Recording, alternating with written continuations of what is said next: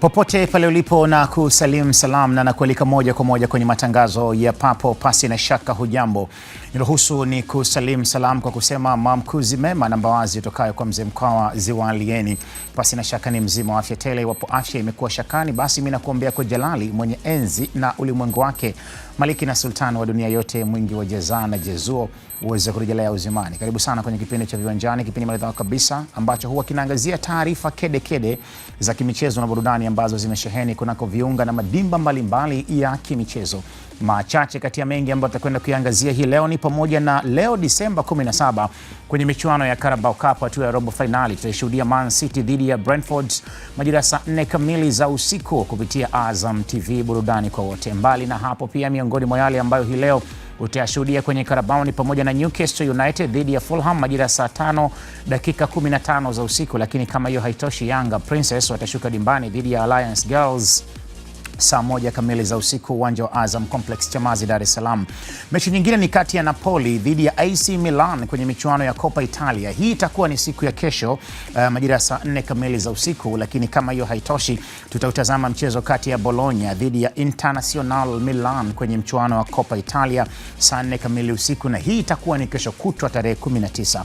Wakati Disemba 20 Real Madrid dhidi ya Sevilla kwenye michuano ya La Liga saa 5 kamili usiku kwenye Azam Sport 4 pale utashuhudia mchezo huo. Mbali na hapo, pia atakwenda kutazama kile ambacho kitajiri kwenye Bundesliga, ambapo utakuwa ni mchezo kati ya RB Leipzig ambao wao watakuwa nyumbani dhidi ya Bayer 04 Leverkusen majira ya saa 2:30 usiku. Lakini kama hiyo haitoshi, pia tarehe 21 Villarreal wao watakuwa nyumbani dhidi ya Barcelona kwenye La Liga saa 12 kamili za jioni. Azam Sports 4 HD itaonyesha mchezo huo. Na Disemba 21, hii ni siku ambayo inasubiriwa kwa hamu kubwa kwelikweli. Macho na masikio ya wengi sana, hasa wa Afrika, yatakuwa naangazia kwenye michuano ya AFCON 2025 kule Morocco, ambapo Morocco watakata utepe dhidi ya Comoros. Mechi hii itaonyeshwa mubashara kabisa kupitia Azam Sports 1 HD. Mbali na hapo, tutakuwa tuna makala maalum ambazo zinakwenda kuangazia AFCON na mambo mengine kadha wa kadha, bila kusahau taarifa ambazo zitakuwa zinaingia papo. Tutahakikisha nasi tunazisogeza kwako kwa minajili ya kuona tunakushibisha na kukuhabarisha mambo kadha wa kadha. Unapaswa kulipia kisimbuzi chako sasa ili kuweza kuepuka usumbufu ambao unaweza kujitokeza siku ambayo wewe pengine ulitamani kushuhudia kile ambacho nimekutajia, moja kati ya vile ambavyo nimekutajia hapo kwenye ratiba ya mwezi Disemba. Usisahau Disemba 29 michuano ya Mapinduzi pale visiwani Zanzibar inakwenda kuanza, na hii inakuwa ni Mapinduzi 2026. Unasubiria kitu gani? Lakini ni tarehe 26 pia boxing on Boxing Day nayo pia itafanyika siku hiyo. Huna sababu ya kukosa kulipia kisimbuzi chako, bali kwa heshima na taadhima kubwa kweli kweli kwa sasa unapaswa kulipia kisimbuzi chako. Mimi ni mtangazaji kinara, anaitwa Hassan Ahmed, pamoja nami nimeketi na Andrea Kinga Mkono huyo hapa, lakini bila kusahau nimeketi na kocha anaifungwa kila mechi Michael Hiera. Pole sana kwa kipigo ambacho umekipata, na huo ndio ukubwa na hiyo ndio maana halisi ya kuto kuwasema makocha pale ambapo wanakuwa wameteleza. Ujambo lakini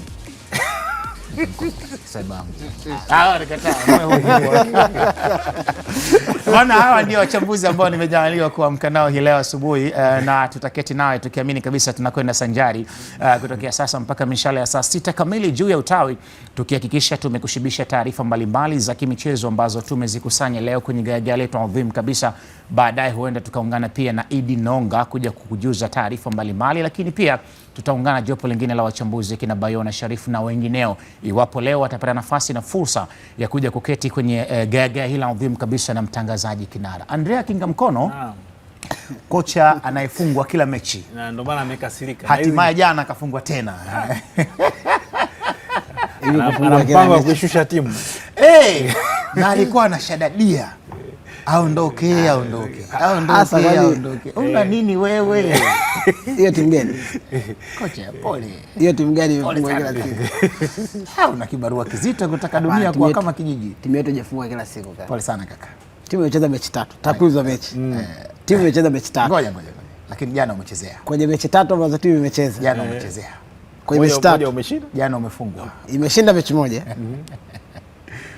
Sale mechi 1. Tumefungwa mechi 1. Katika point 9 tumepata point 4. Kaka, matokeo unayafikiria na unayapanga sana. Hayawezi kuwa matokeo. Ana matokeo aliyopo. Ulimfunga nani? Mechi ya kwanza tumecheza na tuachane na kocha wa Mchongo, anateseka sana. Asubiri mechi ya kwanza dhidi ya Pamba. Haya Mbinga wanakuona sasa hivi. Endelea. Mechi ya pili dhidi ya JKT. Tumeshinda 1-0. Mechi ya tatu? Mechi ya tatu tumecheza na Mashujaa jana ugenini. Imekuwaje? 3-2. Umefungwa. Tumefungwa. Ndio tumefungwa mechi ya kwanza jana. Kwa umefungwa. Mechi ya kwanza ndio jana tumefungwa. Umefungwa. Unataka kusemaje? Sasa hivi unataka kukonaje? Tuendelee.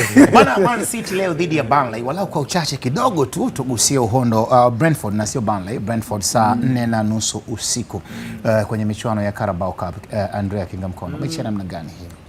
Ni mechi ya ushindani kwa sababu mara nyingi Pep Guardiola mashindano kama haya yanatoa nafasi kwa wachezaji wengi hasa vijana kuonyesha uwezo wao kabisa. Kwa hiyo wakati mwingine unategemea kupata ushindani mkubwa kutoka kwa Burnley kwa sababu wenyewe nao watakuja na kikosi kamili wakiamini kwamba wanaenda kucheza Brentford.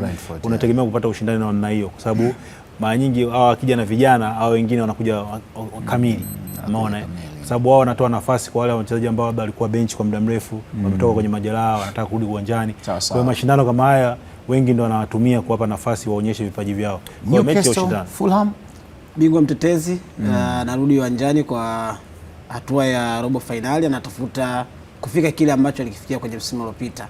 Sasa hawezi kufika finali bila kupita kwenye hatua hizi. Atakwenda kucheza dhidi ya Fulham. Inawezekana kwenye madaraja unasema ni timu ambazo zinafanana kwenye madaraja. Sio madaraja juu kabisa, lakini madaraja ya kati ambayo anaweza kukupa ushindani. Kwa hiyo inawezekana hii ikawa ni mechi ya tofauti na hiyo ambayo umehitaji ya Man City dhidi ya Brentford ama ile ambayo Arsenal atakuwa anaicheza au ile ambayo Chelsea jana alikuwa anacheza dhidi ya Cardiff, kwa sababu hizi mechi tatu zingine za robo finali mechi ya Chelsea na Cardiff. Yani niliangalia vizuri. Nakumbuka matokeo.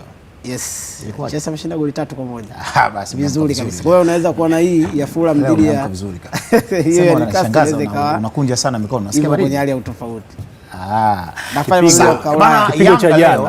Yanga leo bado ana ubaridi ule wa jana. Kipindi kimemuondoa. Yaliyopita si ndwele, yaliyopita si ndwele. Jukwaa linaweza likawa gumu hivi. Tunaendelea jayo. Leo takoma.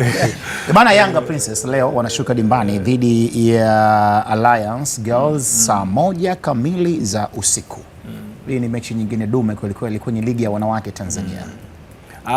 Mechi ngumu, lakini bado naona Yanga wana nafasi kubwa ya kufanya vizuri.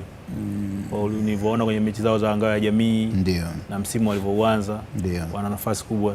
Eden Lema akaendelea na mafanikio yake kwenye timu yake. Naona mwaka huu wamepania, wanataka kufanya vizuri. Hata uongozi wa Yanga chini ya engineer alisema kwenye mkutano mkuu kwamba wanataka tuona Yanga Princess inafanya vizuri, inachukua ubingwa, ikiwezekana ipate nafasi na yenyewe kwenda kucheza CAF Champions League. Unaona kama ilivyokuwa kwa JKT. Kwa JKT na Simba. Kwa wao ndo hawajafikia. Kwa hiyo nadhani mechi ngumu kwa Alliance zaidi. Bana, kwenye Coppa Italia kesho. Kesho bwana, mechi dume sana. Napoli dhidi ya AC Milan. Kwenye zile mbio za ubingwa kwa maana ya michuano mingine tofauti ya Coppa Italia. Ndio. Hawa ndio ambao wanafukuzana kwenye zile nafasi 4 za juu. Kwenye nafasi 4 za juu. Wamekuwa na mabadilishano mengi sana ambayo wanayafanya. Tofauti ya alama kwenye ligi hauoni kama ni kubwa. Wote wamefika 30 mpaka 33 hapo. Lakini hii ni michuano mingine ambayo ni knockout, yenyewe inakutaka kucheza kwa kumaliza. Yaani unacheza kumaliza mechi yako then ujue unaendeleaje na maisha. Inawezekana approach kazi zinakuwa tofauti kwenye mechi za namna hii, lakini since hao wote ni yale matimu makubwa ya Italia, inawezekana ukawa unaona zile mbinu zikiwa zinatumika zaidi, kila mtu akiwa anaona jinsi gani ambavyo anaweza akabadilishana maswali ya kimbinu zaidi kiwanjani, na inawezekana ni moja kati ya top match ambazo zinachezwa Disemba hii. Bana, huyo ni kocha Michael Hiera hapo amezungumza kama kocha akizungumza mchezo kati ya Napoli dhidi ya AC Milan kwenye michuano ya Coppa Italia, na mchezo huu utapigwa kesho majira ya saa 4. Mchezo huu utapigwa kesho majira ya saa 4 kamili za usiku. Nadhani ni kukumbusha tu tena mechi hizi itakuja kuzizungumza kesho kwa minajili ya kuona tunapata muda mzuri sana wa kuzungumza. Real Madrid nao tarehe 20 watakuwa dimbani dhidi ya Sevilla kwenye La Liga saa 5 usiku. Madrid ambayo kusema kweli sasa hivi kwenye ligi kuu nchini Hispania kama vile Barcelona imewakalia kooni mno, inawapumulia kwa hapa. Kwa hiyo inawezekana ikawa ni mechi dume sana hii, Andrea Kingamkono na yenyewe. Madrid unajua bado wanajitafuta. Yani wanaenda wakati wanakaa pale kwenye usukani. Sasa hivi unajua changamoto ya Madrid sasa hivi kwa Alonso ni idadi ya majeruhi. Safu yake ya ulinzi cha kwanza watu wengi wako nje wanaugua. Kwa hiyo nadhani hiyo ndio changamoto yake kubwa ambayo inamkuta. Vinginevyo kujitetea, kwa hiyo anasema kuegemea, japokuwa anaambia wale wote wako hospitali nampanga nani hapa. Kwa hiyo naleta tu kwa sababu lazima timu iende uwanjani, kwa hiyo lazima niende nao kwa nao. Sasa upande wa Italia nakurudisha kwako, maana ulizungumza vyema sana. Bologna watakuwa kwenye kibarua kizito na Internazionale Milan. Hii itakuwa ni kwenye michuano ya Coppa Italia pia. Kwenye Coppa Italia inawezekana Bologna na Inter madaraja tofauti kabisa. Lakini Bologna kwenye msimu huu pia ni kati ya timu ambazo ukiangalia kwenye top 8 ya ligi ya Italia wako pale, na inawezekana pia wakawa wanajaribu kuonesha uimara wao ambao kwenye msimu huu miongoni mwa zile timu ambazo unazitaja kwenye msimu huu zimeonekana kufanya vizuri kwenye eneo la defense kabisa. Ni pamoja na Bologna, unawataja timu kama Como ambao wenyewe wanaonekana kwamba wakicheza dhidi ya top teams wanakupa ushindani. Hiyo timu ya Balkisi anaipenda sana. Nakwambia mimi bwana ni shabiki wa Como. Como ya Cesc Fabregas. Napenda Fabregas huyo. Nimemshangaa sana jana. Napenda Fabregas. Anapenda Como. Ya kwa ni moja kati ya timu ambazo zimeonyesha kwamba zina tofauti. Kwa wanaenda kucheza dhidi ya Internazionale Milan ambao sasa msimu huu wanaweza akawa anatafuta vitu viwili. Anatafuta Scudetto kwa maana ya ligi ya Italia, lakini pia anaenda kutafuta taji lingine la Coppa Italia. Kwa nayo pia ni mechi nyingine ambayo inaifanya Disemba kuwa nzuri zaidi. Nikupeleke kidogo kwenye Bundes. RB Leipzig wao watakuwa nyumbani dhidi ya Bayer 04 Leverkusen. Hii itakuwa ni mechi ya saa 5 usiku ya tarehe 20. RB Leipzig kwenye nafasi ya pili kwenye msimamo wa ligi ya Bundesliga nyuma ya FC Bayern Munich. Ndio. Unaweza kuona kile ambacho angalau kwenye msimu huu wamejaribu kurevamp kwenye performance yao kwenye misimu ya katikati hapa baada ya kuingia vizuri kwenye Bundesliga, lakini hapa katikati unaona jinsi ambavyo walioacha Leverkusen hao ambao wanacheza nao wakaenda mpaka akaja kuchukua ubingwa. Borussia Dortmund moja kati ya challenger mzuri kwenye ligi, naye pia alikuwa anaingia hapa katikati. Lakini kwenye msimu huu unamuona RB Leipzig akiwa ameanza kurudi vizuri. Yaani unaona kwenye ushindani anajaribu kuforce kuingia kwenye hizo nafasi za juu zaidi, na pengine amejaribu kuona ni wapi ambapo aliteleza zaidi. Anaenda kucheza dhidi ya Bahati, watakuwa nyumbani. Wanaenda kucheza dhidi ya Leverkusen kwenye uwanja nyumbani. Leverkusen ambao bado tu kuchukua ubingwa hawaoni kama wanaweza akawa wamejionyesha kwamba wao ni wakubwa. Ni kama wanajaribu kutuambia kwamba ilikuwa ni msimu mmoja tumechukua ubingwa, alafu tumerudi kwa ulikuwa ni msimu wa Alonso tuseme. Ulikuwa ni Alonso season 1 tumefanya alifanya kila kitu kwenye ule msimu kama utakumbuka. Aliwapa kila kitu na nafikiri pia hata kwenye mashindano ya UEFA Champions League. Kwenye michuano ya Europa alifika finali na akapoteza Atalanta. Na ndio kwa hiyo alifanya Ademola Lookman ulimwengu kwanza kumtambua. Sasa Andrea Kingamkona, wewe turudi kwenye La Liga. Kwenye La Liga tunautazama mchezo kati ya Villarreal watakuwa nyumbani dhidi ya FC Barcelona na mechi hii itapigwa tarehe 21 saa 12:30.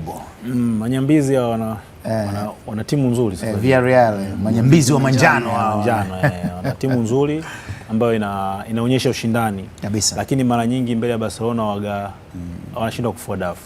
Ni kama vile Bedui kumpiga kwa hiyo hiyo inawapa nafasi Barcelona kuendeleza rekodi yao nzuri dhidi ya Villarreal. Kwa hiyo wakati mwingine unaona kabisa Barcelona bado wana kampeni yao ya kuhakikisha kwamba wanatetea ubingwa wa La Liga. Kwa hiyo inawapa nafasi kufanya vizuri. Bana, ilikuwa ni kama kifungua kinywa ama astaftah. Karibu sana mwana michezo, tuketi nawe kwenye gaya hili la mvumo kabisa ambalo limepambwa na wachambuzi wa bobevu kabisa wa masuala ya kandanda na michezo mbalimbali. Andrea Kingamkona yuko hapa, lakini pia ni naye kocha Michael Hiera, mtaalam kabisa wa soka la Afrika. Huyu ni mbobezi kabisa kwenye swala hilo. Tutakwenda kufanya utopezi, kuchimba na kuchimbua, kuzama, wakati mwingine pia na kuibua mambo kadha wa kadha. Unayo nafasi pia kutembelea kwenye kurasa zetu za mitandao ya kijamii. Uanze kutembelea ukurasa wetu mama wa Instagram kushuhudia hii ratiba ambayo tumekuwekea pale, unaokwenda kwa jina la Azam Sports. Nenda pale utaona ratiba, utashuhudia highlights, utashuhudia mambo mengine mbalimbali na mambo mengine kadha wa kadha. Utaona pia yale ambayo yanaendelea kule nchini Misri, taarifa ambazo Azam tunazo, lakini pia utashuhudia kambi ya timu yetu ya taifa ya Tanzania. Utashuhudia mambo ambayo yanaendelea kule Chilangali Dodoma na mambo mengine mbalimbali ambayo yanaendelea kwenye ulimwengu wa michezo. Mtembelee pia Michael Hiera kwenye ukurasa wake, kamfanye kama ndugu kwa maana ya kumfollow. Mtembelee pia Andrea Kingamkona kwenye ukurasa wake wa Instagram. Utembelee pia ukurasa wangu wa Hassan Ahmed _ pale. Tutakwenda kuyajenga na kuyafanya mambo yawe vizuri kweli kweli. Kwa sasa ndio tunaketi kwenye kitivo chenyewe kuja kuchambua na kudadavua mambo mbalimbali. Habari njema kwa timu yetu ya taifa ya Tanzania ambayo imeendelea kukita kambi pale nchini Misri. Taarifa njema ni kuhusiana na ujio wa nahodha Mbwana Ali Samata. Amejiunga na kambi ya timu ya taifa ya Tanzania, Taifa Stars, ambayo imewekwa nchini Misri kukamilisha maandalizi ya mwisho kabisa kabla ya kuanza kwa fainali za mataifa ya Afrika, yani AFCON nchini Morocco, yanayotarajiwa kuanza weekend hii. Mbwana Ali Samata anaitumikia Le Havre ya nchini Ufaransa, na timu hii imekuwa ikishiriki ligi kuu ya nchini humo. Ujio wa Mbwana Ali Samata kujiunga na timu yetu ya taifa ya Tanzania, Taifa Stars, Samata ambaye ameitumikia Stars kwa miaka 15 sasa, unatarajiwa kuongeza nguvu katika kikosi cha timu hiyo kuelekea kwenye fainali hizo nchini Morocco. Ramadhani Mvungi ameambatana na timu ya taifa ya Tanzania, anayo taarifa zaidi kutoka Misri.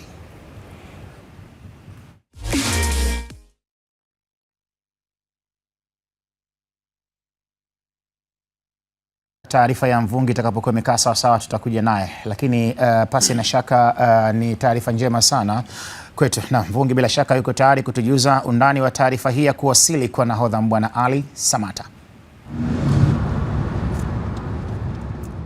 Azam TV tuliahidi kukuletea kila kinachoendelea katika kambi ya Taifa Stars hapa Cairo, Misri, na wasaa huu katika uwanja wa kimataifa wa ndege wa Cairo tumekutana na nahodha wa kikosi cha timu ya taifa ya Tanzania, Taifa Stars, Mbwana Ali Samata. Pole kwa safari captain. Shapoa. Ndio. Vipi unajisikia namna ambavyo umekanyaga ardhi ya Misri? Fahari kwa sababu ni majukumu ya kitaifa, na siku zote ninapokuwa included katika majukumu ya kitaifa najisikia fahari kuwakilisha wa Tanzania, na hii ni mwanzo wa siku tarajiwa kwa ajili ya kwenda kwenye mashindano ya AFCON. Kwa najisikia vizuri. Sasa bila shaka kila siku wa Tanzania walikuwa wanafuatilia vyombo mbalimbali vya habari hususan na Azam TV kuona kama tutawaletea taarifa kwamba captain ameshakanyaga kambini. Sasa umefika. Nini ambacho unataka kuambia Watanzania katika kuisupport Stars katika safari yao katika AFCON ya 2025 Morocco? Naweza kusema tunaenda kujiandaa. Nadhani wachezaji wenzangu tayari walishakuwa hapa kwa ajili ya maandalizi. Tuna join, nadhani wengine wameingia jana na leo, sijui kama ndio mtu wa mwisho, kuna wengine watafuatia, lakini tunaenda kujiandaa kwa ajili ya challenge ya mashindano. Kwa hiyo nadhani tumeshashiriki, mimi binafsi nimeshashiriki mara 2 na hii inaenda kwa mara ya 3. Kwa hiyo natarajia kuona timu ya taifa tunafanya vizuri tofauti na mara 2 zilizopita. Kwa hiyo tunaenda kujiandaa na nitahakikisha naongea na wachezaji wenzangu tuweze kujiandaa vizuri kwa ajili ya kwenda kutoa ushindani mkubwa katika mashindano haya. Captain, watu wakilitazama Group C wanaiona hapo Tanzania ipo pamoja na Tunisia, Nigeria pamoja na majirani zetu Uganda. Wakitazama wanaona ni group ambalo kwa kweli kila mmoja anakuwa na mitazamo yake. Wewe unaitazamaje? Kiukweli mimi napendaga kuangalia sana data, reality. Ukiangalia reality ya group unaona kabisa kwamba Tanzania ndio least favorite team kuweza kuqualify kuendelea kwenye stage zinazofuata ukiondoa group stage. Ndio ukweli jinsi ulivyo. Lakini huu ni mchezo wa mpira wa miguu. Tunafahamu kumekuwa na surprise nyingi ambazo zinatokea. Kama nilivyosema katika swali lako lililopita kwamba tutaenda kujiandaa kuhakikisha kwamba tunaenda kutoa ushindani na tuweze kupata nafasi ya kuendelea zaidi ya group stage, tofauti na mara 2 zilizopita. Nikijizungumzia mimi, najua kwamba kuna wachezaji wengine wadogo ambao hii inaweza kuwa ni mara yao ya kwanza, lakini tutajaribu kutengeneza mentality ya wao pia wajione kuwa walikuwa katika mashindano yaliyopita au wanaenda kuwa katika mashindano mengi tofauti. Kwa hiyo inabidi wajibebe kuanzia sasa kwa ajili ya kwenda kufanya kitu kikubwa zaidi katika mashindano haya. Kocha Gamondi ni mpya, ndio kwanza amejiunga na Stars. Vipi ukizungumza na wachezaji wenzako, na bila shaka umeshawahi kupata nafasi ya kuzungumza hata na coach kidogo, mkajadiliana mawili matatu kuhusu kile kinachoendelea katika wakati timu ikiwa katika kambi hii ya Cairo? Kusema ukweli hapana, sijapata nafasi ya kuzungumza na mwalimu, lakini nimejaribu kudadisi kutoka kwa wachezaji ambao wamekuwa na mwalimu katika kipindi kilichopita. Nadhani ilikuwa ndo kazi yake ya kwanza. Kwa hiyo baada ya pale nilijaribu kudadisi baadhi ya wachezaji, wanasema ni mwalimu mzuri, mwalimu ambaye wanaelewa maelekezo yake kwa haraka, ni mwalimu ambaye anapenda style ya uchezaji mpira, kukaa na mpira, possession, na ni kitu ambacho nadhani kina benefit zaidi wa Tanzania kwa sababu ameshakaa Tanzania kwa muda mrefu. Kwa hiyo tuombe Mungu connection iweze kuingiana and then tuka deliver kitu ambacho anaweza kutuelekeza katika mazoezi. Tunakutakia kila lenye heri Captain Mbwana Samatta. Imekuwa ni wasaa mzuri kukutana na nahodha wa Taifa Stars Mbwana Ali Samatta, akiwa ndio kwanza amewasili katika kiwanja cha ndege cha kimataifa cha Cairo hapa Misri, akiwa ameungana na kambi ya Stars ambayo imekuwa hapa kwa siku kadhaa, ikiwa ni maandalizi kabambe ya kuelekea katika mashindano makubwa kabisa ya soka barani Afrika, kombe la mataifa ya Afrika AFCON ya Morocco 2025. Mimi ni Ramadhani Mvungi nikiwa katika uwanja wa ndege wa kimataifa wa Cairo. Maana halisi ya Azam TV, burudani kwa wote, na taarifa huwa zinaanzia hapa kabla ya kusambaa na kutandawaa ulimwenguni kote. Wakati anatua tu Mbwana Ali Samatta, Azam TV ilikuwa ndiyo media ya kwanza kabisa Afrika na duniani kwa ujumla kuwajuza kwamba Samatta amewasili katika nchi ya Misri, lakini pia ndiyo media ya kwanza ambayo sasa tunazitandawaza taarifa za Mbwana Ali Samatta. Ndio ukweli wenyewe. Ukubali ndio hivyo, ukatae ndio hivyo. Bwana Samatta amewasili kwenye timu ya taifa ya Tanzania. Tunacheka. Jambo kubwa, unajua kila mtu ana mtu wake kabisa. Yaani Misri wanasema Mo Salah, Senegal wanasema Sadio Mane. Na South Africa wana watu wao. Lakini sisi Tanzania tuna Samatta. Yaani hiyo watu waepuki. Yaani pamoja na mingine atakuwepo nyuma yake, lakini bado star wetu kwenye soka kwa kizazi hiki ni Mbwana Samatta. Naona ameiwakilisha nchi kwa kiwango kikubwa sana. Miaka 15 kucheza soka kwa wachezaji wa Tanzania, hiyo ni kitu cha kipekee sana. Ni wachache sana ambao alianza nao ambao mpaka leo bado wapo kwenye timu wanacheza. Alafu yeye tu achezi tu ndani. Na nadhani sasa hapo tuiweke sawa sawa. Hii miaka 15 ni kwenye timu ya taifa ya Tanzania. Kwa miaka 15. Lakini ukianza kumfuatilia kwenye African Lyon huko mpaka anaondoka, maana sasa ni miaka mingi sana. Naona. Kwa hiyo unaugundua kwamba ni mchezaji ambaye amejaribu kujitunza kabisa kwa kiwango kikubwa. Naona anaonyesha kipaji chake, anapambana. Kuna wakati walitofautiana na kocha Jean Paulson, akasema nyinyi nchi nzima huwezi kuwa unategemea Samatta tu. Umeona alikuwa anatofauti, nilikuwa najua kwa ujana wa Samatta wakati ule. Naona alikuwa mazembe, alikataa kuja nini, kwa vitu fulani ambavyo kocha naye alikasirika, akasema mimi simuiti, akumuita kwenye hizo mechi. Baadaye akaja akamrudisha, akamuita na akafunga. Kwa hiyo ni mchezaji ambaye anaijua Taifa Stars. Kwa hiyo anavyosema kwamba nitaenda kuongea na wenzangu, ana uzoefu wa kukaa chini na wenzake kuambia, na wale wana haki ya kumsikiliza kwa sababu amewazidi sehemu nyingi sana kabisa. Soka alocheza Ubelgiji, Uingereza, nani Uturuki, saizi anakwenda yuko Ufaransa. Kwa hiyo ni mchezaji ambaye Ugiriki vile vile tusisahau. Unaona? Kwa hiyo ni mchezaji ambaye Ulaya ameizunguka vya kutosha. Ni mchezaji nadhani mchezaji pekee wa Tanzania ambaye ana hiyo historia na rekodi hiyo. Kwa hiyo inamfanya kuwa na sababu ya kuwa nahodha, akisema watu wamsikilize. Amekaa kwenye kambi nyingi, uzoefu wake unaweza kusaidia kabisa. Wakati miaka inaenda, magoli kidogo yanakimbia, lakini wakati mwingine unahitaji mtu kama yule kuwepo, kwa sababu hata wapinzani wanamwangalia yeye ndio atakuwa anazungumzwa sana kuliko wachezaji wote kutokana na hizo rekodi zake. Na nikumbusha hadithi moja wakati Stars zinajiandaa kucheza na Congo DR, miongoni mwa story kubwa sana, na mechi ilikuwa Benjamin Mkapa kama utakumbuka. Fiston Mayele Kalala alisema miongoni mwa wachezaji ambao wao kambini kama wachezaji wa timu ya Kongo walikuwa wanamzungumza sana ni Simon Happy God Msuva na Mbwana Ali Samatta. Sasa wakashangazwa kuona Msuva hakuitwa na Samata hayupo kwenye timu, lakini nilichokiona kwa Mbwana Ali Samata kusema kweli ni miongoni mwa wachezaji wachache ambao tumebarikiwa kwenye nchi yetu, wana nidhamu ya hali ya juu sana. Nidhamu kwa maana ya hata kwenye kuzungumza na zungumza kwa nidhamu kubwa sana, lakini nidhamu wakati mwingine pia kwenye kujilinda na kujitunza. Yeye kama mchezaji mkubwa amekuwa akijilinda na kujitunza sana. Wakati fulani pia ziliwahi kutokea taarifa ya kwamba Samata alikataa kabisa kuja kwenye timu yetu ya taifa ya Tanzania, na sio miaka mingi, ni miaka 2-3 nyuma hapa, kufuatia maneno mengi ambayo walikuwa wanazungumzwa, lakini baadaye wakakaa naye chini wakaona iko haja na sababu ya kumuita. Sasa unataka kuipima nidhamu ya huyo mchezaji, maana yake hata kukubali wito wa kuja kuitwa timu yetu ya taifa ya Tanzania. Yeye mwenyewe alisema mimi nimeshamaliza kuchezea timu yetu ya taifa ya Tanzania, lakini akakiri na kutii ule wito wa makocha kuona kwamba hapana, una sababu, una nafasi ya kukaa na vijana wadogo kina Calvin John ambao ndo wanakuja, unazungumza kina Charles Mombo ambao ndo wanakuja, tunawategemea kuja kuwa mastaa wetu wa baadaye. Samata experience ambayo yuko nayo, maana yake amekaa na watu tofauti sana. Unaizungumzia hiyo TP Mazembe, amekaa na makocha mbalimbali, unawazungumzia pale Genk, amekaa na makocha mbalimbali, amekaa na wazungu, amekaa na Waafrika, amekaa na Waswahili, amekaa England. Maana yake anafahamu sasa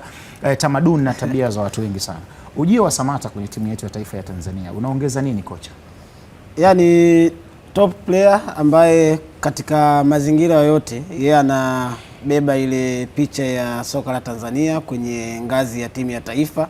Lakini uwepo wake unaweza ukawa unaleta faida nyingi. Kwanza unazungumzia hiyo experience ambayo amezungumza hapo kwamba yeye ni mchezaji ambaye kwenye eneo la experience amevuka kuliko wachezaji wengi ambao wapo kwenye kosi ya timu ya taifa. Yeye amecheza hapo kwa muda mrefu, na kwenye football nasema uzoefu utasaidia pale ambapo naamini kwamba mchezaji atapunguza kiwango cha makosa kiwanjani kabisa. Ndio maana kuna wakati mchezaji wa miaka 18 akifanya kosa kosa hilo akafanya mchezaji wa miaka 32, unasema huyu wa miaka 18 tunaweza tukamvumilia kwa sababu ndio yupo kwenye kipindi cha ukuaji, kama tunaweza tukamrekebisha. Hapo sasa unazungumza kama kocha hapo. Lakini kosa hilo akilifanya mchezaji wa miaka 32 ambaye amevuka vitu vingi na amefika kwenye level ya ukomavu, unasema hakustahili kulifanya ile kosa kwa sababu anajua madhara yake, anajua kwamba jinsi gani ambavyo alikuwa anatakiwa kuliepuka hilo kosa kabisa. Na hapo ndipo ambapo tunasema uzoefu wako umeisaidia timu kwamba umepunguza kiwango cha makosa ambacho ungeweza kukifanya. Kwa hiyo kwa Mbwana Ali Samata kwa level ambayo amefikia tayari unaweza kuona ameshaingia kwenye ushindani kwenye tournament tofauti kabisa. Kwenye hii michuano ambayo anaenda kucheza kwa maana michuano ya AFCON, wakati na kwenda kwenye finali za 2019, yeye alikuwa ni nahodha wa kikosi na alikuwa ni sehemu ya wachezaji ambao kuanzia kwenye kampeni ya kwenda kwenye finali zile ambazo zilifanyika Misri mpaka kwenye zile mechi 3 ambazo tulicheza pale, yeye alionyesha participation ya 100% kwenye kile ambacho alikifanya kabisa. Unarudi kwenye finali ambazo zilifanyika 2024 ambazo zilikuwa 2023 pale Ivory Coast, unaweza kuona pia participation full ambayo alikuwa ameifanya kwenye zile mechi zote ambazo amecheza. Tunakwenda kwenye hizi mechi zingine ambazo pia unahitaji uzoefu wake kwenda kukabiliana na timu ambazo pia zina uzoefu wa kutosha. Unapoenda kucheza na wachezaji ambao ni wakomavu, wewe pia unahitaji kuwa na wachezaji wakomavu ambao wanaweza kutafsiri mambo mengi zaidi kiwanjani. Iwe ni swala la kiufundi ama swala binafsi ambalo anaweza kutafsiri kiwanjani. Wachezaji wa namna hiyo wanaweza kukusaidia kwa maana ya kukupa kile ambacho kinakuwa ni kizuri zaidi. Lakini kuna moments ambazo zinaweza kutokea uwanjani. Mchezaji ambaye hana uzoefu anaweza akawa anashangaa kwamba imetokea hivi, anaweza ka panic. Lakini unapokuwa na mchezaji ambaye ana uzoefu wa kutosha, anaweza akawa anakupizi kwamba unakuja chini, maisha yanaendelea. Umenikumbusha tukio moja la Mbwana Ali Samata wakati tunazungumza uzoefu. Kuna wakati fulani Stars tulikuwa kwenye mechi nadhani ya kufuzu hivi. Wakati fulani Erasto Edward Nyoni alikuwa bado anachezea timu yetu ya taifa ya Tanzania. Tukapata penalty. Star wetu alikuwa ni Mbwana Samata mpaka kesho. Samata akapewa mpira ule kwenda kupiga penalty. Lakini akatazama na wakati ule kuna mechi moja alipiga penalty akakosa. Utakumbuka. Akaona hapana, sio kweli. Kwa heshima kubwa sana akaenda akachukua mpira ule akamkabidhi Erasto mwenye kazi yake. Kama utaikumbuka, yes. Nafikiri ilikuwa ni mechi kati ya Kavede au Uganda ile mechi, na Erasto Nyoni akapiga penalty nzuri sana. Penalty moja ya juu ilienda kukaa kule njiwa na kutagia maya yake. Manake unamzungumza mchezaji ambaye tayari uzoefu anao. Manake penalty wakati mwingine huwa haina mwenyewe. Wamekosa penalty wachezaji wakubwa sana, kina Cristiano Ronaldo wakati fulani, kina Pele, kina Messi washakosa penalty mara nyingi sana. Sasa uzoefu aliokuwa nao akaona ili na ametambua ubora wa kile kitu na anamjua huyu ni bora zaidi yangu. Unajua kuna mwingine kwa sababu mimi ni mshambuliaji, mimi mkubwa, anataka kwenda kuonyesha yeye mimi ndio nipeni mimi mpira nikapige. Wanagombanaga watu kwenye kugombea penalty, mtu anaenda nakosa, lakini ameona mimi sawa, nimepewa heshima, lakini mimi naamini huyu mwenzangu ni bora kuliko mimi kwenye swala hili. Kwa hiyo akampatia. Mfano mwingine mzuri wa hilo, Sadio Mane na Cristiano Ronaldo kwenye timu yao Al Nassr ambao wanaichezea kwenye ligi ya Saudi Arabia ambao pia inaonyeshwa na Azam TV. Kabisa. Cristiano Ronaldo alipewa mpira, penalty zote anapiga yeye. Yeye ndo piga penalty. Akaokota ule mpira Ronaldo, Mane akaenda kumwambia naomba nipige hivi. Ronaldo akampa Sadio Mane kakosa. Na kipindi kile alivyompa ile penalty, Sadio Mane alikuwa mpita kipindi kirefu, alikuwa hajafunga. Kwa ile penalty alivyompa ni kama anamwambia sasa urudi mchezoni ili urudi kwanza kwenye hali yako. Lakini kwenye issue experience kuna wakati Ronaldo yuko bench kama utakumbuka, Al Nassr wakapata penalty. Ile penalty akaenda akapewa Sadio Mane. Ronaldo yuko juu, yani juu kabisa, sio benchi, juu kabisa, yuko jukwani. Anaitazama ile penalty ambayo Sadio Mane anaenda kupiga. Sadio Mane alipiga penalty moja ilienda kugonga kule juu kule kwenye ile mtambaa panya. Ikagonga kule. Ronaldo mwenyewe kwanza alishangaa. Ile penalty ilikuwa ina nguvu. Na Sadio Mane ndo penalty zake nyingi huwa anapiga penalty zenye nguvu sana. Kwa hiyo alikuwa na uzoefu kwamba Mane kama alipiga penalty ile akashinda, hebu acha nimpe hii atoe. Lakini baadaye Mane akaja akatoa pasi ya assist ambayo Ronaldo alikuja akafunga, na mambo yakaendelea. Kwa hiyo Bwana Ali Samata kuwasili kwake pengine kutakuwa na faida kubwa sana kwa timu yetu ya taifa ya Tanzania. Tunamsubiria Msuva tunadhani Msuva ndo nadhani ndo amebaki huyo. Amebakia huyo peke yake kutimiza idadi ya wachezaji 28. Nadhani kingine hata kocha anaweza asimpe sana nafasi kubwa ya kucheza kwenye kikosi. Akawa mtu labda anaingia na kutoka. Japokuwa inakuwa wakati mwingine changamoto unapokuwa na wachezaji wakubwa kama hawa, kumweka benchi akaanza Kevin. Wakati mwingine unaweza ukamwacha kama sehemu ya ushauri. Ndio nasema ni awe tayari kwa hilo, kwamba hawaruhusu wale vijana wacheze. Nimeona ugomvi wa Salah kwa benchi, kalalamika nene haribu sana timu, na wachezaji wengi wakubwa wakati mwingine wakiwekwa benchi na vijana wanacheza wanalalamika matokeo yake kwa sababu wana ushawishi, wanaweza karibu. Lakini hii ishatokea kwa Samata, si mara moja si mara mbili. Unaona. Kwa hiyo naamini kama kocha na Samata watakaa chini watazungumza, bwana wewe tunajua uzoefu wako, lakini siku zinakimbia, kwa hiyo kuna nafasi utapewa na nafasi vijana wacheze, lakini tutakuhitaji sana kwa ajili ya kutusukuma timu iende kufanya vizuri. Jambo kubwa, kuna mechi moja Don Carlo Ancelotti kwenye benchi pale ana Toni Kroos, kwenye benchi ana Luka Modric kama unakumbuka. Kwenye benchi ana mtu kama Benzema, Karim Benzema. Mechi inaendelea, Real Madrid iko nyuma, nafikiri kwamba 2-1 ilikuwa mechi na Atletico Madrid, ile mechi ambayo alienda kuuliza kwamba hapa sasa akaita jopo lile, kawaita wakubwa wote kwamba tufanyeje hapa ili tuweze kujinusuru kwenye ile jambo. Yaani kama kocha kuna wakati anataka ushauri sasa kutoka kwa wazoefu. Na ile mechi walitoboa Real Madrid, walipata ushindi na nafikiri kwa mechi ya kuamua ubingwa. Yeye anasema yani walivyoshauriana, yule ambaye wenzake alimpoint kwamba bwana mpe Karimu hapo, mechi inaisha hiyo. Kweli kocha akasema basi chukua jezi ingia hapa, na mambo yakawa mazuri. Kwa hiyo hicho unachokisema yani tukinga mkono. Na kwa Samata tukirejea kwa silka kalba na tajriba ya Bwana Ali Samata, mimi nishashuhudia kwenye mechi za Stars Samata anaanzia bench. Zipo ukirudi kwenye record utazikuta kwamba kuanzia benchi sio story kwake, na ni mchezaji ambaye tayari amesha kinai, anafahamu kwamba wako wachezaji ambao wana nguvu, wana power, miaka 15 sio midogo kuchezea timu ya taifa ya Tanzania. Unao nafasi pia kutuandikia kwenye kurasa zetu kama ambavyo nimekwambia. Habari kubwa ni hiyo kwa Stars kuwasili kwa Bwana Ali Samata. Baadaye pia iwapo mambo yatakwenda sawa sawa, huenda tukaungana na mwenzetu pia Ramadhani Mvungi atuambie kumekuchaje Misri, hali ya hewa ikoje, mambo yakoje, na duru zinaarifu ya kwamba tarehe 18 Stars itaondoka Misri kuelekea kule nchini Morocco.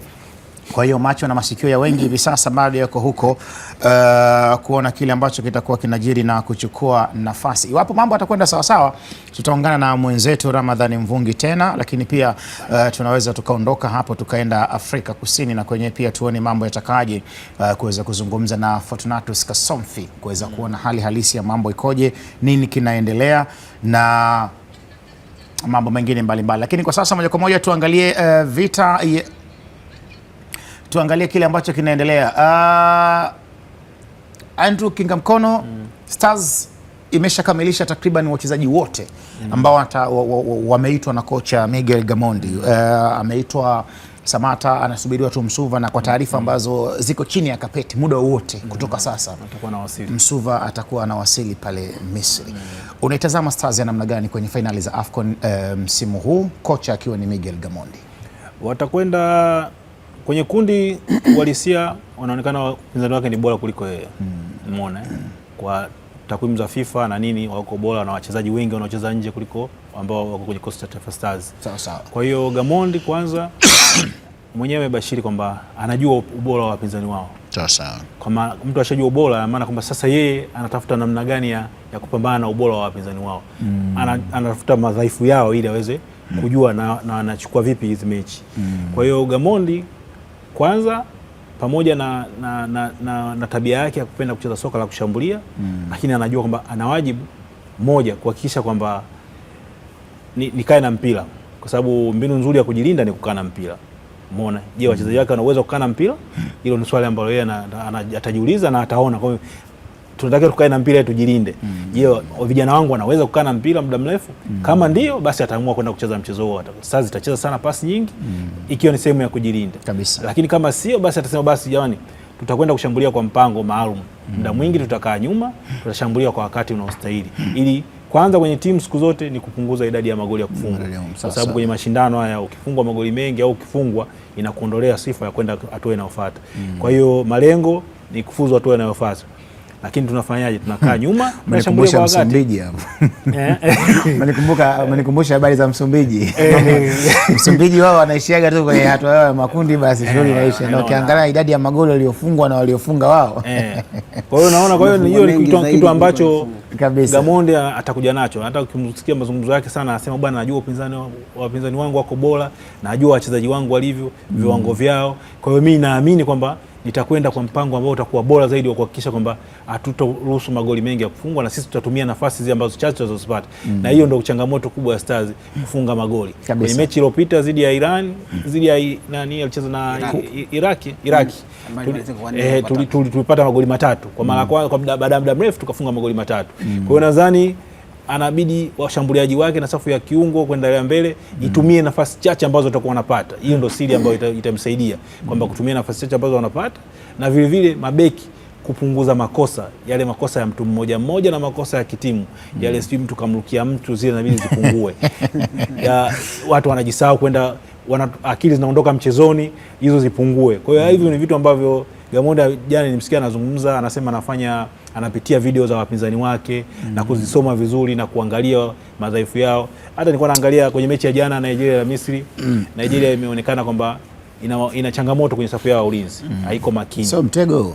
Inawezekana ni mtego, lakini kwa sababu mashindano imeonekana ina changamoto. Na imezungumzwa kwamba Nigeria ukiwasukuma sana, ukiwashambulia kwa kasi muda mrefu, unaweza kupata nafasi ya kufunga goli. Kwa hiyo wao uzuri wao na wenyewe wana watu wanaweza kufunga. Kwa hiyo unaweza ukapishana nao ukawafunga na wao wakakufunga. Je, wanakufunga goli ngapi na wao unawafunga goli ngapi? Hilo ni jambo ambalo linapaswa watu wanakaa chini kuna kitu umekizungumza cha ndani sana hapo. Nimeshuhudia hata miongoni mwa viongozi ambao wameambatana kwenye msafara wa Stars, Rais wa shirikisho la mpira wa miguu visiwani Zanzibar, Suleiman Jabir, na ni miongoni mwa wataalamu kusema kweli kwenye mpira. Manake unamzungumzia mtu ambaye anafahamu falsafa za soka la Afrika, unamzungumza mtu ambaye ana uzoefu kwenye soka la Afrika. Jana kwenye sentensi ambazo alikuwa anazungumza, mojawapo alisema tunao wataalamu ambao wana kazi kubwa sana ya kufanya analysis ya kujua wapinzani ubora na madhaifu yao, jambo ambalo pia hata sisi hapa kuna wakati tunafanya. Wakati fulani Tactical Master Rashid Seif ambaye sasa hivi ni makamu CEO wa Azam, tulikuwa tunajifungia mahali hivi kuweza kuona bora madhaifu, timu inashambulia kutokea wapi, timu pengine inashambuliwa kwa wapi, inapokuwa ina mpira, inapokuwa haina mpira. Sasa mtaalamu Suleiman Jabir anazungumza, anasema hata wao kwenye jopo lao la benchi la ufundi wanao wataalamu ambao jukumu lao zito kabisa ni kuona wanafanya hiyo ulinganifu, kuona ni kitu gani ambacho timu pinzani wanacho bora na kitu gani ambacho timu pinzani wanacho dhaifu. Maana kama utakuwa bora lakini huwezi kukosa madhaifu. Unadhani kocha inaweza ikasaidia kocha Michael Yera? Inasaidia kwa sababu soka la kisasa linakupa room ya kumjua mpinzani wako, kujua details za mpinzani wako kabisa kabla hujaenda kukutana naye, pengine tofauti na kipindi cha nyuma ambacho mpinzani unaenda kumkuta ndo mara yako ya kwanza. Yaani ukienda kukutana naye haujui detail yoyote kuhusiana na huyo mchezaji. Lakini kwa sasa soka limebadilika kiasi ambacho unaweza ukapata muda wa kumwangalia mpinzani wako na kujua kwamba anashambulia kupitia maeneo gani, anazuia kwenye sequence za aina gani.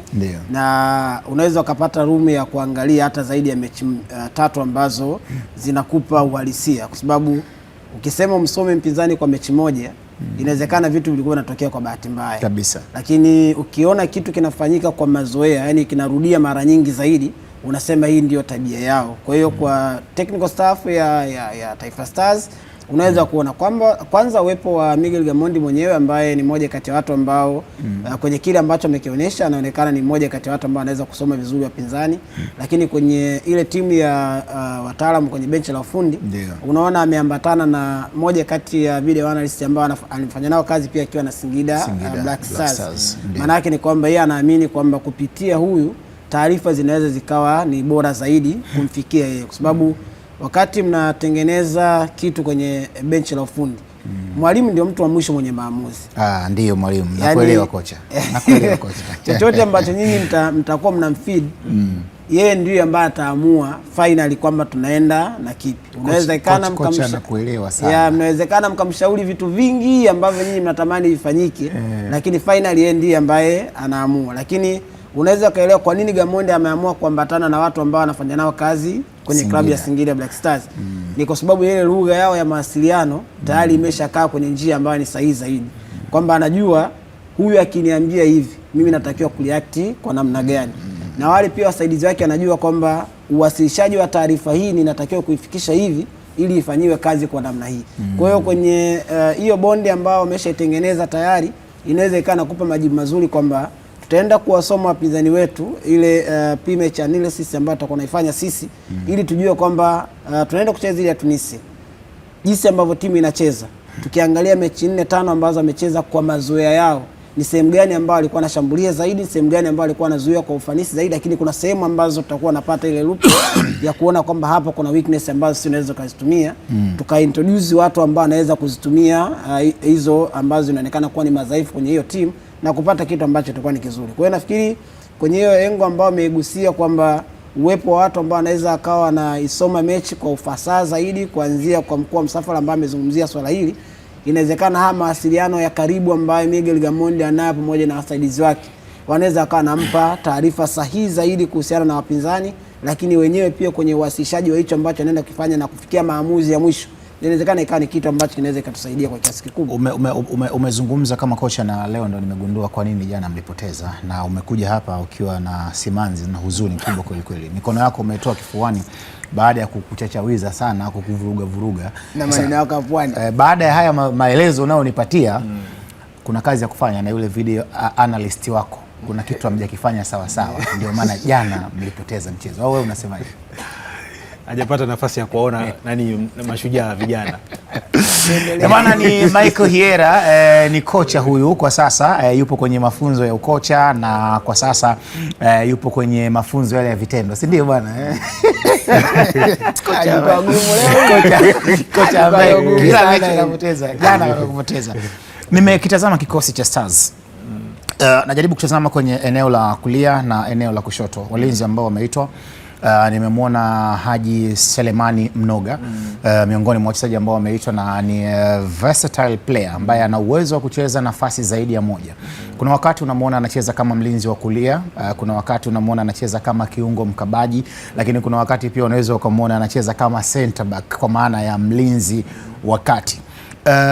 Upande wa kulia kwenye timu yetu ya taifa tunaye Shomari Salum Kapombe ambaye yupo kwenye eneo hilo, na Haji sasa ameongezeka. Tulizoea mara nyingi kumwona Israel Patrick Mwenda, mchezaji ambaye anacheza Young Africans, lakini safari hii hajapata bahati ya kuitwa kwenye timu yetu ya taifa ya Tanzania. Upande wa kushoto tunaye Mohamed Hussein Zimbu Junior, lakini pia tunaye Nixon Clement Kibabage ambaye ana uwezo Msindo uwezo mzuri sana wa kucheza kwenye eneo hilo, na huku kulia pia tuna Mwaikenda kwa maana Lusajo Lukaga Mwaikenda.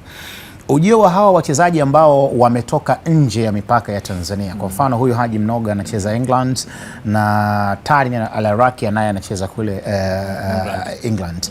Tuachane na Tarin Al Arakia, tumzungumze Mnoga kidogo, eneo letu la ulinzi. Anaweza kuwa msaada kiasi gani? Mnoga ni mchezaji ambaye kwenye timu ya taifa amejitengenezea jina lake kwa namna moja au nyingine. Japokuwa hapo katikati alikuwa akaachwa. Kocha ndo anajua kwa nini alimwacha na kwa nini hakutaka kumtumia, lakini Mnoga tangu taratibu alikuwa ameanza taratibu mpaka akazoea kwenye timu. Kwenye AFCON iliyopita alicheza vizuri sana. Alikuwa mchezaji mwenye mchango mkubwa sana. Alionyesha uwezo wake. Anaweza kama hivyo wanasema, anaweza kusaidia kama unataka kukaba upande wa kulia, ukamchezesha kama winga ambaye atakuwa anasaidiana na beki ili kuzuia hao watu upande wa kulia kupunguza mafuriko. Kwa hiyo unasema bwana, una mtu Kapombe chini na yeye anakuwa juu. Kwa hiyo wale watu wote wana hiyo asili ya kuwa mabeki. Kwa hiyo inawasaidia na vivyo wote wana uwezo kwenda mbele na kupiga cross ya mwisho. Lakini kama katikati kuna mapungufu, nafasi ya kiungo naye kuna baadhi ya mechi amecheza kwenye nafasi ya kiungo na amecheza vizuri. Ana ile kujituma, moyo wa kujituma, moyo wa kupambana, kitu ambacho ni muhimu sana kwenye mashindano kama haya. Wakati mwingine unahitaji tu kipaji, unahitaji moyo wa kupambana wakati wote wa mchezo, yani usikate tamaa. Yani hicho ndio kitu ambacho Haji anakuwa nacho tofauti na wachezaji wengine wa Tanzania ambao wanacheza ndani.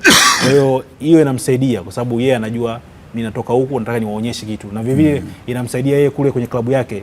Anazidi kujenga heshima yake na jina lake kwamba bwana anacheza na anaonyesha kiwango. Kwa hiyo hata kwenye soko lake baadaye anaweza kujikuta akahama timu moja kwenda timu kubwa zaidi kwa sababu anaonyesha kiwango bora. Kwa hiyo inawezekana ikawa kama ile ya Antonio Valencia.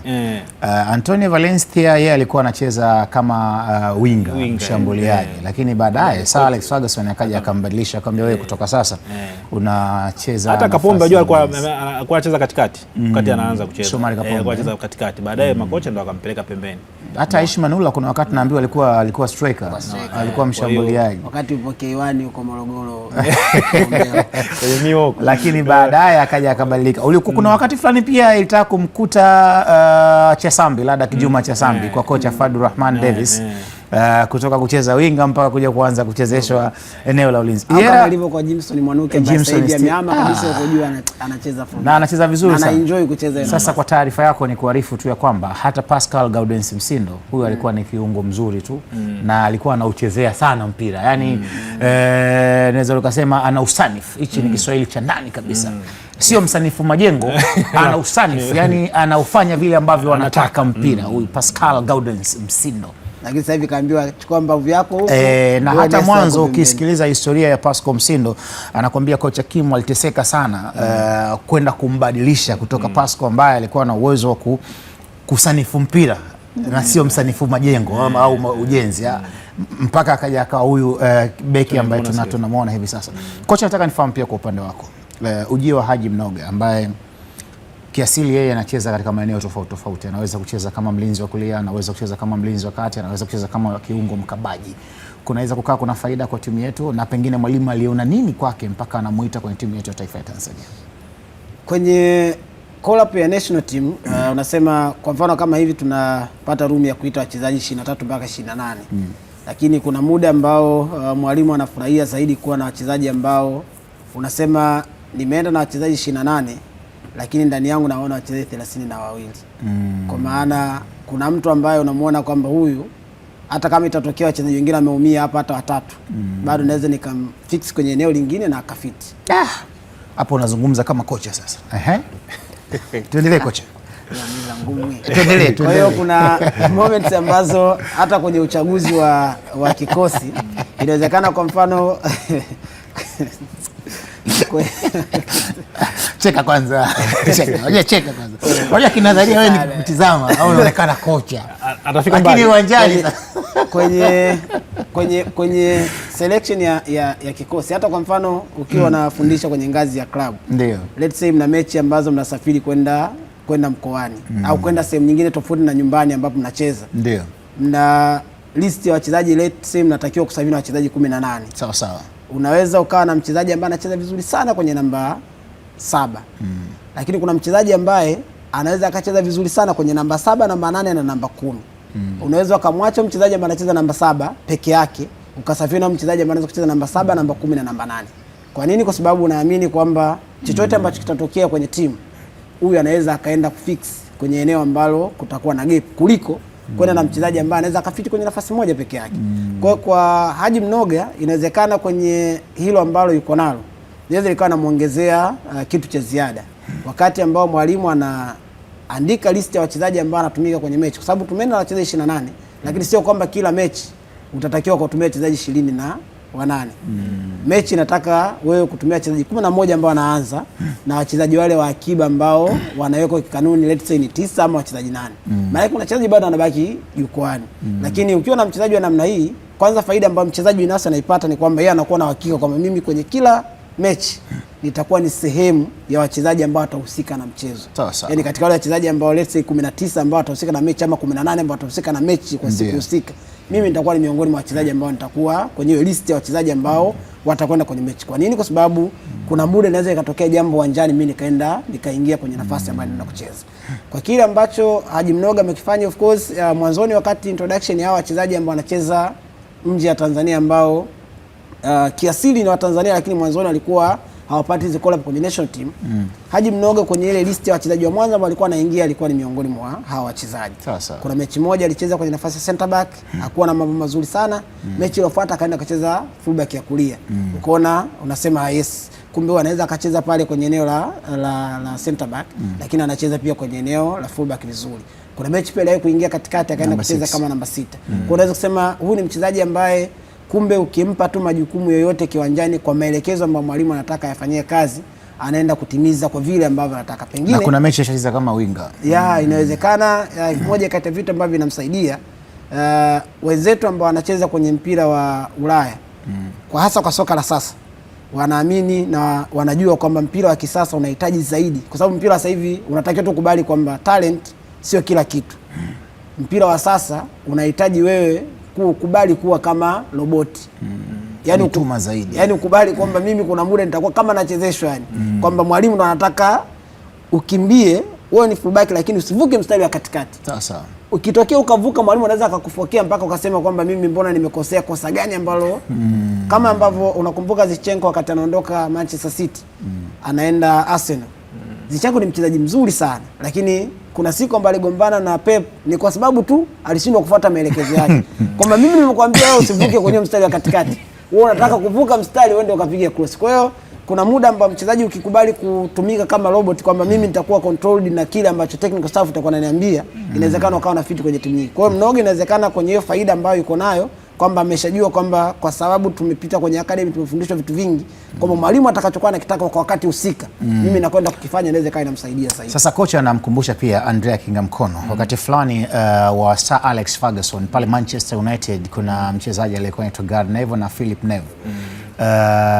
Philip Neville alikuwa ndiye mchezaji ambaye ana uwezo wa kucheza nafasi yoyote, mchezaji yoyote atakayeumia kocha yeye anaingia anampa nafasi ya kucheza na wala hakuna shida yoyote. Lakini kuna pointi ambayo umezungumza kwamba unaweza ukawa na wachezaji 11 uwanjani lakini wewe ukawa unahesabu na wachezaji 12 uwanjani. Hiki ndicho ambacho pia kinawapa faida Young Africans. Haina haja ya kupepesa macho wala kuyatikisa masikio. Ukimzungumza Djigui Diarra ndiye goalkeeper ambaye anaongoza kuanzisha mashambulizi ya Yanga. Hii ukubali ukatae ndio halisia, sio? Na ndiye mchezaji ambaye pengine ukimrate kwa wachezaji ambao wanapiga pasi nyingi zaidi uwanjani. Kwa wakicheza ile pacha yao Dickson Job akicheza pengine na Ibrahim Baka, utamwona Diarra anapiga pasi nyingi sana uwanjani. Manake anakupa faida ya kuongeza idadi ya wachezaji uwanjani kwenye kuandaa mpango kazi wa kile ambacho mnakiendea. Lakini hasara yake mchezaji wa namna hii ni wakati mwingine anaweza akawa anaanzia bench. Mwalimu anaweza akamtumia kusoma mchezo, kujua mambo jinsi yalivyo, alafu akampa nafasi ya kwenda kufanya kile ambacho ndo faida yake. Sawa. Andrea Kingamkono ananiambia hiyo ndio faida yake. Na kwa nukta hiyo tunakwenda mapumziko. Nikusihi mtazamaji, endelea kusalia papo hapo ulipo.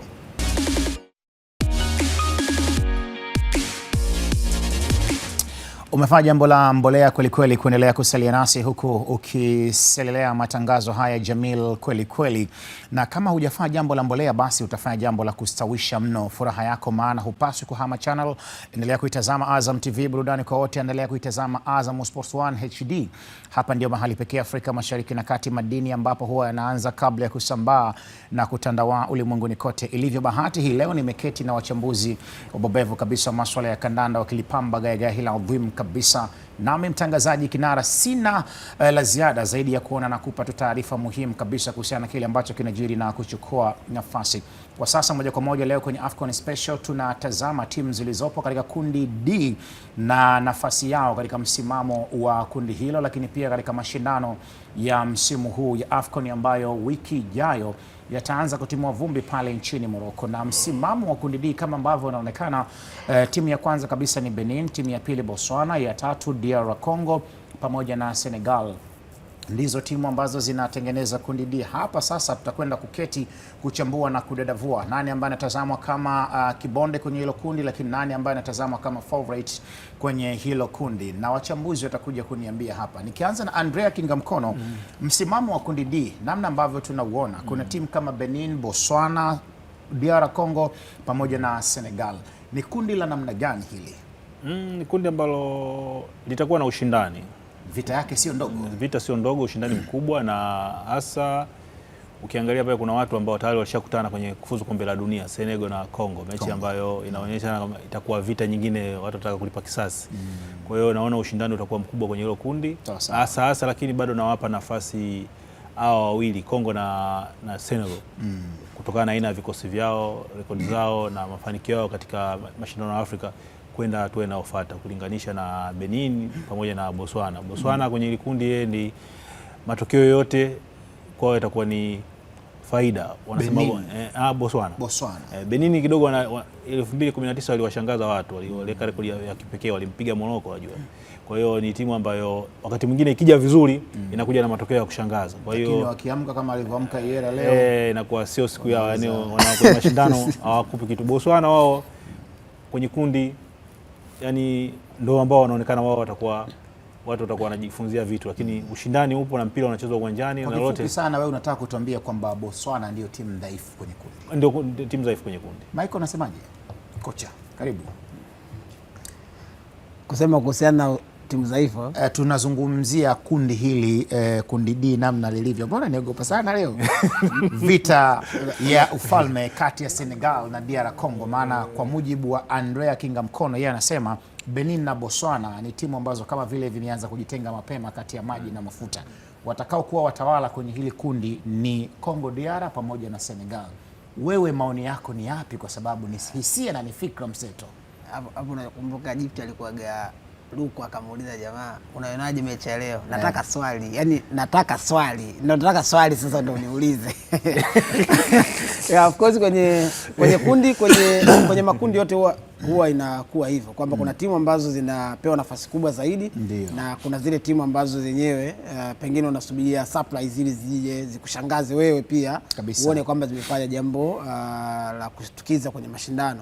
Na hiyo inatokana na historia ya timu kwa jinsi ambavyo imefanya, lakini pia fomu yao kwenye kile ambacho kimefanya kwa siku za hivi karibuni.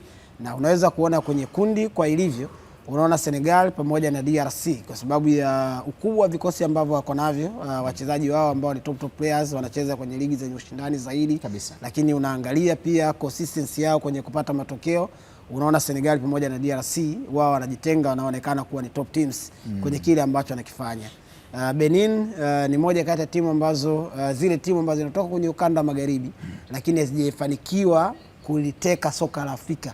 Yaani ukiangalia Benin wao wanakuja kila muda anakuja akiwa anatumaini kwamba anaweza kufanya vizuri, lakini hakuna statement ambayo ameshaitengeneza tayari kwamba sisi kama Benin, moja kati ya timu ambayo inatoka kwenye ukanda magharibi, tunaweza tukawa tuna hicho kitu ambacho tunaweza kujivunia kwenye mashindano. Ndio maana wao unaweza kuweka hapo kwenye ile kundi la timu ambayo ipo kwenye nafasi ya 3. Botswana ni kwa sababu ya kikosi chao, ukiangalia wachezaji wengi wanatoka kwenye ligi ya ndani.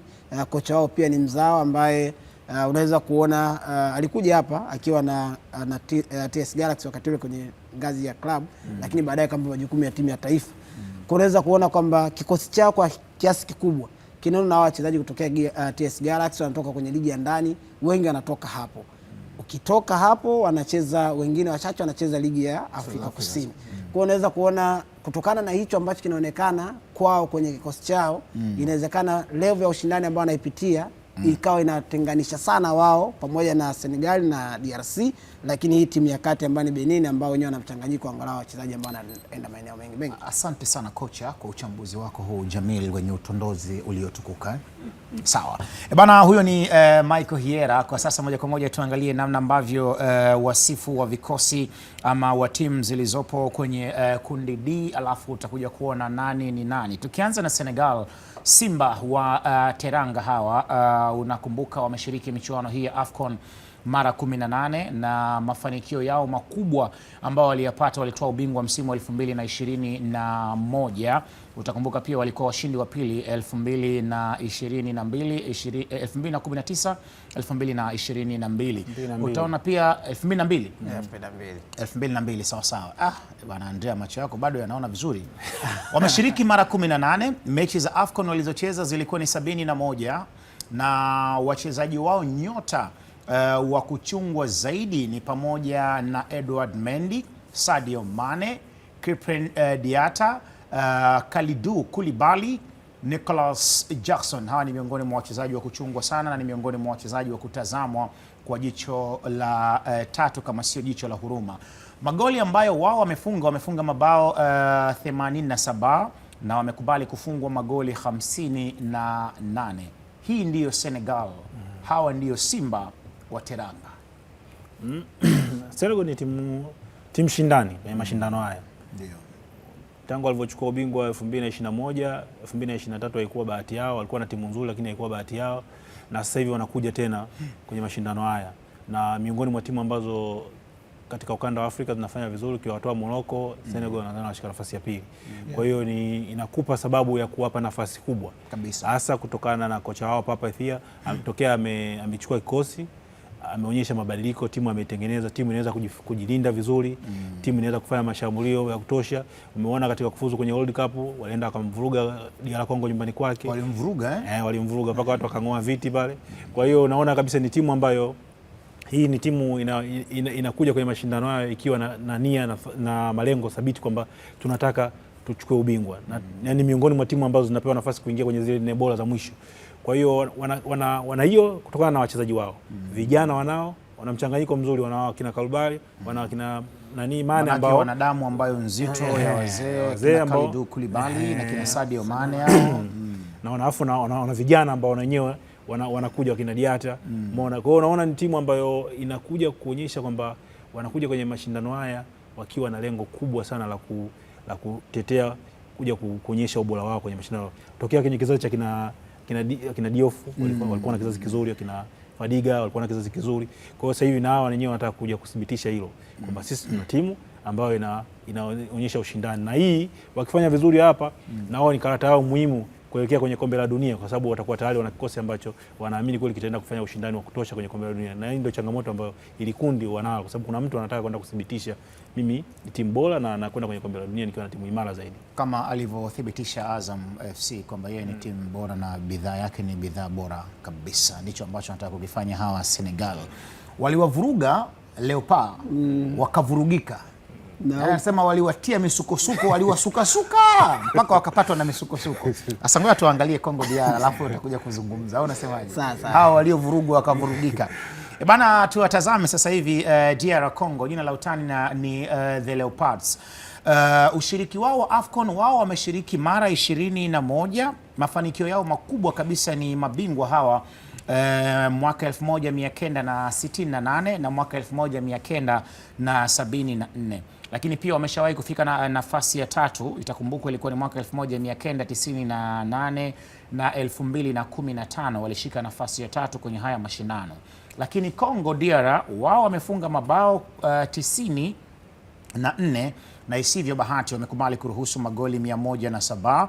Wachezaji wao nyota zaidi wa kuchungwa ni pamoja na Fiston Kalala Mayele, Edo Kayembe, Cedric Bakambu, Kansel Mbemba, lakini pia anaonekana Aaron Wan-Bissaka ambaye ameamua kurejea Kongo akiitumikia kama timu yake ya nyumbani kwa maana ya uzawa. Wakati fulani alikuwa anaitumikia timu ya taifa ya England, lakini sasa hivi amechagua kurejea Kongo. Na kocha wao mkuu ni Sebastien Desabre, miongoni mwa makocha ambao kusema kweli wanafahamu falsafa na wanajua mbinu za makocha wengi sana wa Afrika.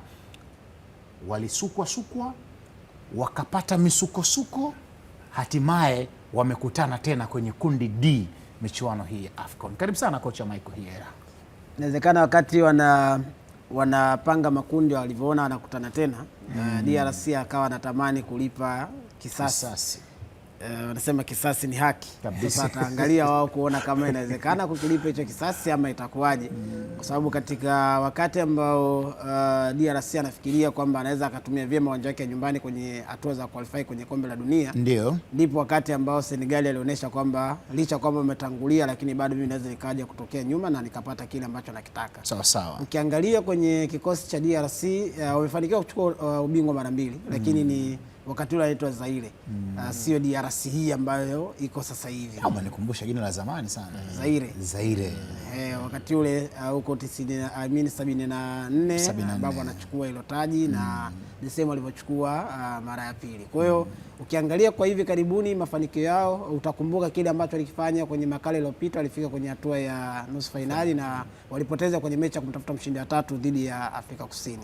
Lakini ukiangalia materials ambazo ziko ndani ya kikosi chao, hii ni moja kati ya timu ambayo kwenye kikosi ukiangalia profile za wachezaji wao, ni moja kati ya timu ambayo profile ya kila mchezaji ambaye unamgusa inaweza ikawa ni profile ambayo unasema yes, hii ni profile ya kushindana kabisa kwenye kulitafuta taji la michuano ya AFCON. Kwa nini? Kwa sababu unaangalia mkusanyiko wa wachezaji ambao wamefanya, ukisema zile timu ambazo asilimia zaidi ya 90 wachezaji wanatoka nje ya bara la Afrika kwa maana soka la ushindani ambao wanacheza, unataja pia DRC. Ni mchezaji mmoja tu kwenye wale wachezaji nyota ambao wako nao, Fiston Kalala Mayele ambaye anacheza Afrika, lakini sio ameingia hapa kwa bahati mbaya. Huyu ni mchezaji ambaye ndiye mchezaji bora wa Afrika kwa ngazi ya klabu. Kwa hiyo kuwepo kwake hapa haimaanishi kwamba ameingia hapa akiwa ni mnyonge. Huyu kwenye bara zima la Afrika ndiye mchezaji bora kwenye ngazi ya klabu kwa maana mashindano makubwa ambayo anasimamia na CAF. Kwa hiyo ukiangalia kwenye kosi chao unaweza ukawa unaelewa kwamba ni moja kati ya timu ambayo ni decorated club, decorated team ambayo kila mchezaji ambaye yuko hapa kile kina Theo Bogonda inawezekana hajaandikwa kwenye list ya wachezaji ambao ni nyota kwenye kikosi, lakini unasema una timu kwenye timu na Theo Bogonda ambaye anaweza akakupa kitu kizuri akiwa anatokea pembeni. Techniques zake ni bora sana akiwa anashindana. Kwa ambao hawamfahamu Theo Bogonda, kufanana kwake kidogo ana kama uprofesa fulani hivi. Sio kama unanielewa. Kwa mchezaji wa hapa ndani uchezaji. Mmoja kati ya wachezaji ambao akiupata mpira mguuni unaona zile kaeka ambazo mlinzi anakutana. Yaani kama ana upakome hivi kidogo. Si ndio bwana Andrea Kingamkono? Sawa. Tuendelee. Wako kina Motosami kwenye eneo la kiungo, wapo hapo wachezaji ambao kina Sadik Noah ambaye ni mmoja kati ya wachezaji ambao ukisema Afrika inaweza ikajivunia wachezaji gani ambao currently wanakuja vizuri kwenye eneo la kiungo, unaweza kumtaja Noah Sadiki, unataja kina Baleba ambaye anacheza Cameroon. Hao ni wachezaji ambao kwenye eneo la kiungo wanakuja vizuri sana, ambao inawezekana pengine ndo nasema kama tunatamani kupata kizazi kingine cha viungo bora kutokea Afrika, hao unaweza ukaweka kwenye hilo. Hivi wale kina Silas Katompa Mvumpa wameitwa wale? Silas Katompa Mvumba Mangitu kajeitwa safari hii. Wakati yule alikuwa anaitwa Silas wa Mangitu ka.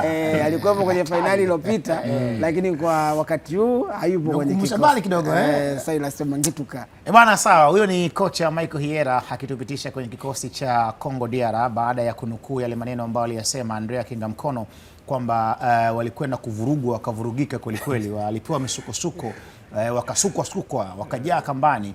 Sasa wanakwenda kukutana na kikosi hiko cha Senegal. Moja kwa moja sasa tuangalie Benin ambao hawa jina lao la utani ni The Cheat. Mafanikio yao makubwa kabisa hawa, waliwahi kufika hatua ya robo finali mwaka 2019 na hii wameshiriki mara 5 AFCON. Hii itakuwa ni mara yao ya 6. Idadi ya mechi ambazo wamecheza kwenye fainali hizi ni 14. Magoli ya kufunga ni 7, magoli ya kufungwa 24. Wachezaji nyota wa kuchungwa zaidi kwenye kikosi chao ni pamoja na Dodo, Steven Muni miongoni mwa wachezaji ambao wakutazamwa sana, lakini Tosin naye ni miongoni mwa wachezaji wa kuangaliwa kweli kweli, bila kumsahau Andrea, na kocha wao mkuu ni Jeno. Ni miongoni mwa timu ambayo kusema kweli hatujaitazama sana kiundani, kinga mkono. Ni timu ambayo timu za madaraja ya kati katika Afrika. Unajua kuna timu za madaraja ya juu afu kuna hizo za madaraja ya kati. Hii ni miongoni mwa timu za madaraja ya kati ambazo matumaini yao yanabebwa na Steven, anacheza Ujerumani. Steve Muni anacheza Ujerumani. Huyu ndo mshambuliaji wa kinara, ndo ambaye anategemea kuibeba timu. Kwa hiyo wao wanakuja kwenye mashindano haya kubwa. Rekodi yao ya 2019 unajua walifika hadi kwenye robo finali wakiwa hawajafunga goli. Umeona? Kashakuja hapa Steve Muni kama utakumbuka. Uwanja wa Mkapa anaofahamu vizuri. Anaujua vizuri. Na alihuzunika huyo. Katika wachezaji ambao walihuzunika, alikosa watu wakina Baka walimficha. Alihuzunika sana ile siku. Tuendeleze. Kwa hiyo unaona kwamba ni timu ambayo timu za madaraja ya kati. Kwa hiyo wanakuja kwenye mashindano haya hawana kikubwa zaidi ya kuja kushangaza kwamba sisi tunakuja kwa ajili ya moyo wa kupambana na kutengeneza timu yetu kwamba inatafuta historia mpya kama walivyofuzu kwenye robo finali 2019. Anasema kwamba walifuzu kwenye hadi hatua hiyo wakiwa hawajafunga goli kwenye zile dakika za kawaida, yani penalty nini wanapata wanaenda. Kwa hiyo ni timu ambayo inaonyesha jinsi gani inavyoweza kukaa, hawajafunga kwenye open play.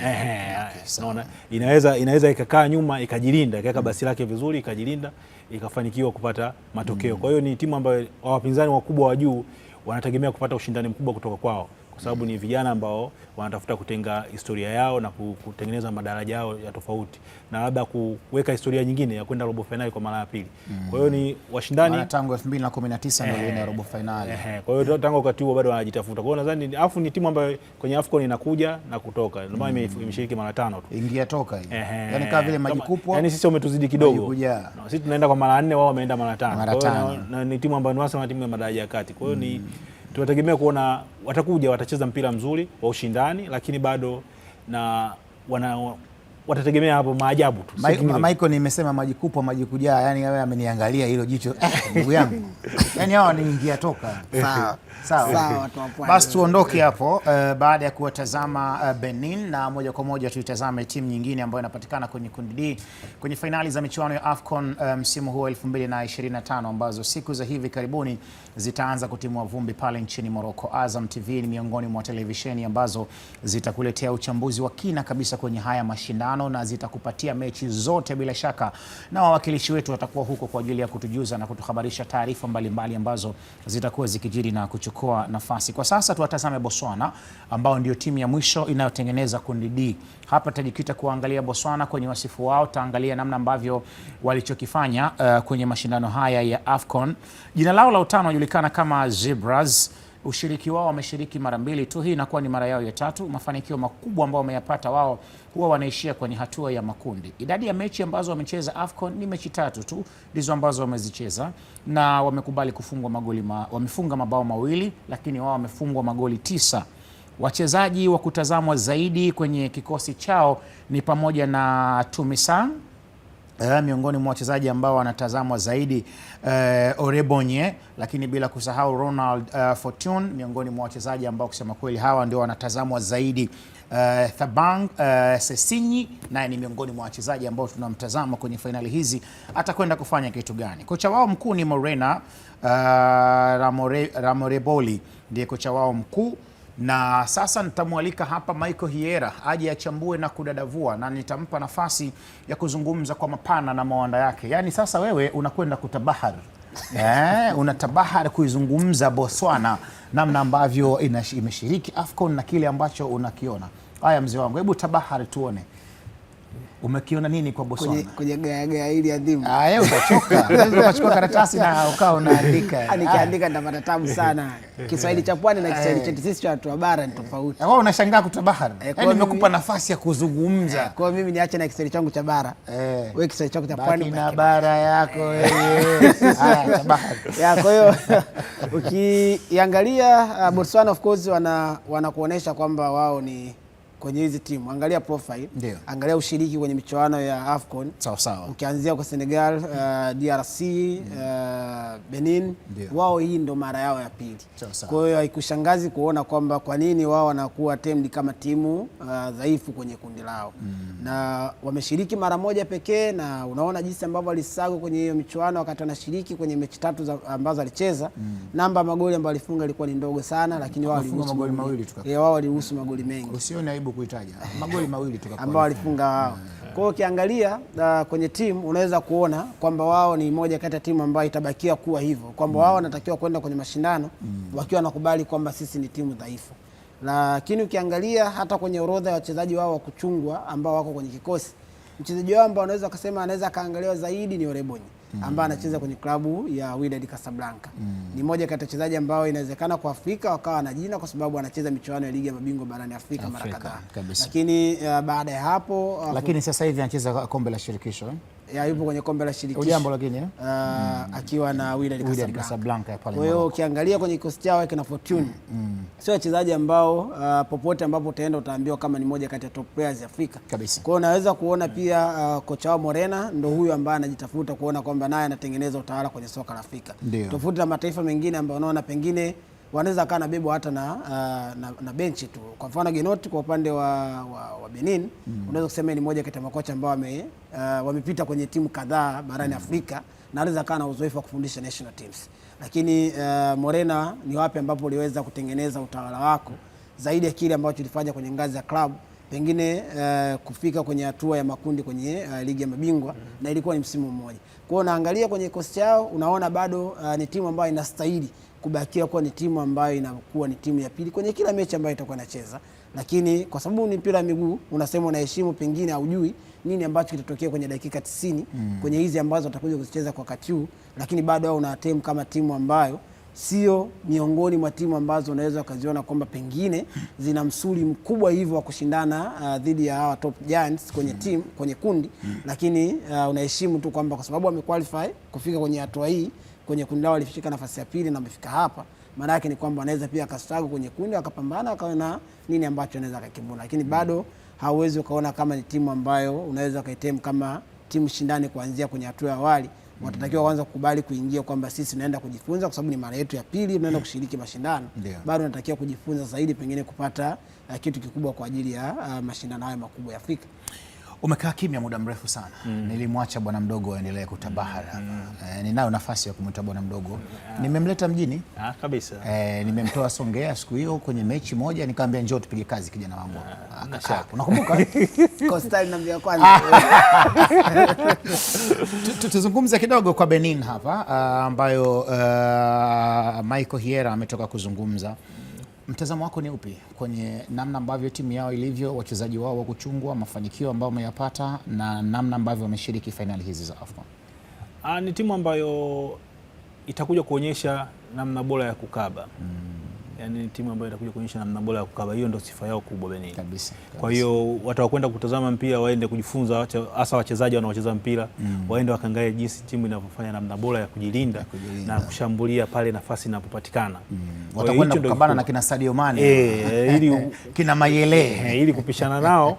Wewe ni kuacha wale wakae na mpira, sisi tutawashambulia, tutakuwa na nafasi. Kwa hiyo Benin na waona watakuja na staili yao hiyo ya kuendelea kujilinda zaidi na kutumia nafasi chache ambazo mshambuliaji wao anacheza Augsburg ana kitu cha kuwaonyesha watu. Kwa hiyo nadhani Morin ana jukumu la kuwabeba Benin. Umeona? Kwa hiyo hapo ndo unapoiona kabisa nafasi yao na ushindani wao ulipo. Kingine ninachowaona Benin, vijana wale wana nafasi ya kusema kwamba sisi tuna kitu kipya cha kuambia Afrika. Na sisi tuna jambo ambalo tunataka tulifanye kwenye Afrika. Kwamba ile robo finali ilikuwa bahati mbaya.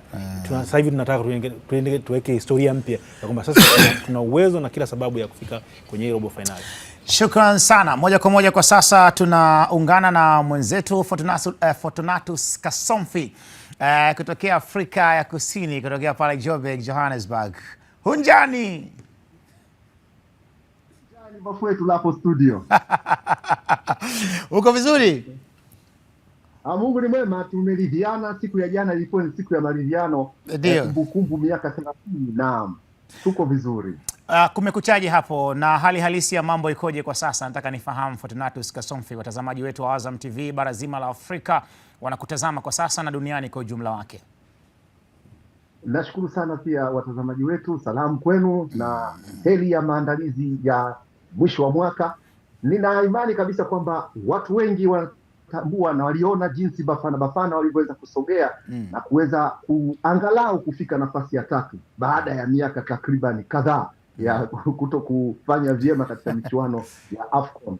Kwa hiyo wengi wana imani kabisa kwamba Bafana safari hii huenda Hugo Bros pamoja na kwamba amekwisha kueleza kwamba mara baada ya michuano hii atakabidhi kijiti kwa mtu mwingine ambaye anaweza kuichukua Bafana kwa ajili ya masuala mazima ya huko mbele. Naam. Kasomfi, tuambie hali ya maandalizi ikoje kwa Bafana kuelekea kwenye fainali hizi za AFCON ambazo juma lijalo zitaanza kutimua vumbi pale nchini Morocco. Amsha purukushani zikoje na maandalizi kwa ujumla yake yakoje kwa the Bafanas? The Bafanas naweza nikasema wao tayari wako na morali wa binafsi. Wao wenyewe wamejijengea namna, kwa sababu waliweza kuangalia na kuweza kutengeneza timu ambayo ilifika hatua ambayo wengi nadhani wanakumbuka, lakini ufikaji wao ulikuwa ni wa kutumia matuta, kama ambavyo unaweza kujua kwamba Ronwen Williams ndiye alikuwa shujaa mara kadhaa kuweza kuwasaidia. Hivi sasa ni timu ambayo imeangalia zaidi kuweza kumaliza mchezo au kucheza michezo pasipo kufikia hatua ya kuweza kufika katika matuta. Japokuwa matuta ni sehemu ya mchezo, lakini kwa hivi sasa inaonekana dhahiri kama katika kujinoa timu ya Bafana imeongeza zaidi jitihada katika safu ya ushambuliaji, umakini na kuwa na utayari wa kuweza kupata matokeo pasipo kusubiri muda wa nyongeza, kwa sababu wanasema ile pressure waliokuwa nayo wakati ule yani watu kadhaa ilikuwa lazima wawe jirani na madaktari, hiyo hawaitaki tena. Wanataka waende kucheza mpira wa kuwafurahisha wa Afrika Kusini na kuwa tayari kwamba wataleta matokeo pasipo kuleta zile pressure ambazo zilikuwepo katika michuano iliyopita. Mtazamo wa mashabiki Afrika ya Kusini ukoje na wanaipa nafasi gani Afrika ya Kusini msimu huu kwenye mashindano hayo ya AFCON?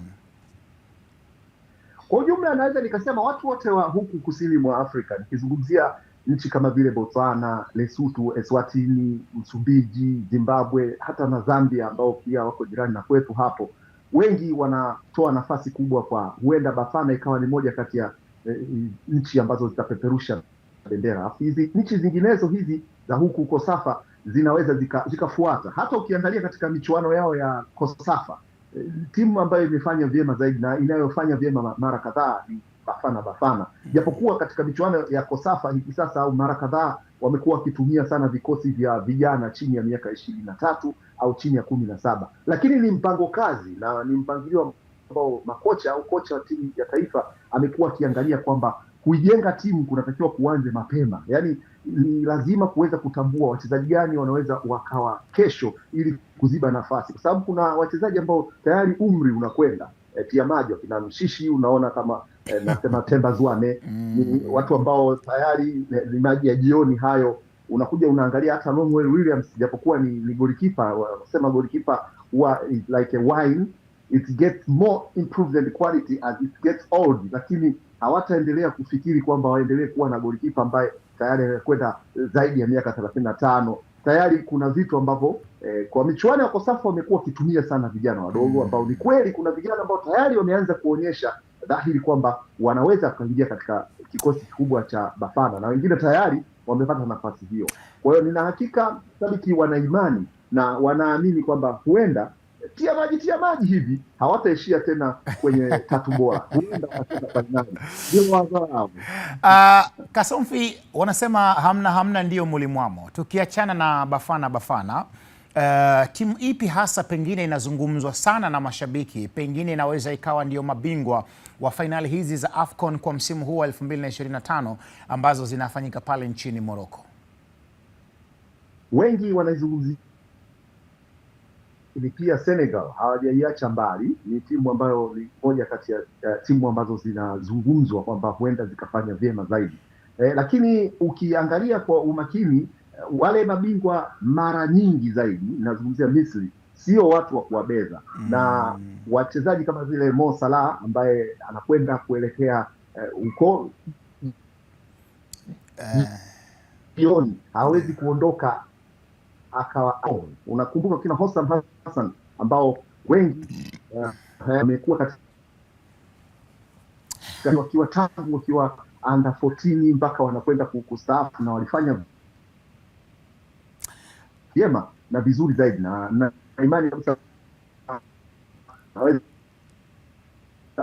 kapeperusha bendera ambao huenda hivi sasa kukao ni mtanange ambao lakini Tunisia nao pia hatuwezi kuwaacha mbali. Kwa naweza nikaangalia kwamba nchi za nafasi kubwa sana katika mfano, hususan tunapoingia katika fainali, kuingia nusu fainali mpaka fainali, huenda timu zetu za huku zikawa na nafasi chache, na magharibi wakapata labda moja au tukapata mbili, lakini Bafana ndio anabeba upande wa kwetu huku. Mimi naweza nikasema watu wengi wameweka zile yao kwa Bafana. Hizi timu zingine kama Zimbabwe, Botswana, ndugu zangu pale wakina Dumelang wenyewe, watu wengi wanasema watakwenda, lakini pamoja na kwamba hawajapata ushindi wowote, huenda ikawa ni sehemu yao kuweza kuingia kwa mara ya pili, kujaribu tena.